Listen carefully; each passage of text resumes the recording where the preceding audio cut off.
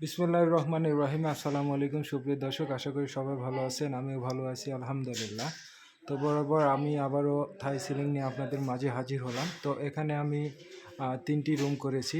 রুমগুলোর মাপ ছিল আপনার 12.5 ফিট বাই 14.5 ফিট। আরেকটার মাপ ছিল 12.5 বাই হচ্ছে আপনার 16.5 ফিট। আরেকটার মাপ ছিল আপনার 12.5 বাই 13.5।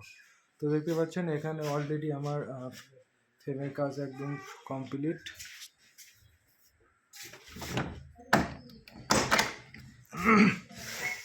এটারও একদম ফ্রেমের কাজটা আমার একদম কমপ্লিট হয়ে গেছে। তো এখানে আমি কি কি মাল ব্যবহার করেছি বিস্তারিত আলোচনা করব। তো এখানে আমি ব্যবহার করেছি আপনার অ্যালকো কোম্পানির অ্যালুমিনিয়াম দেখতে পাচ্ছেন। আর আমি বোর্ড ব্যবহার করেছি তাইওয়ান কোম্পানির বোর্ড 7 মিলি। তো দেখতে পাচ্ছেন এখানে বোর্ড বসানোর কাজ চলতেছে। এই যে বোর্ড বসানোর কাজ চলতেছে এখানে আমার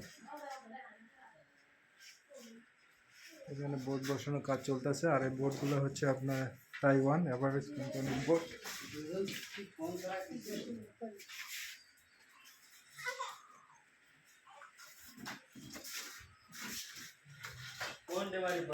তো বন্ধুরা, আমি একদম 3টে রুমই কমপ্লিট করে আবারও ভিডিও আপনাদের মাঝে শেয়ার করব। তো আজ পর্যন্ত এ পর্যন্ত। আল্লাহ হাফেজ।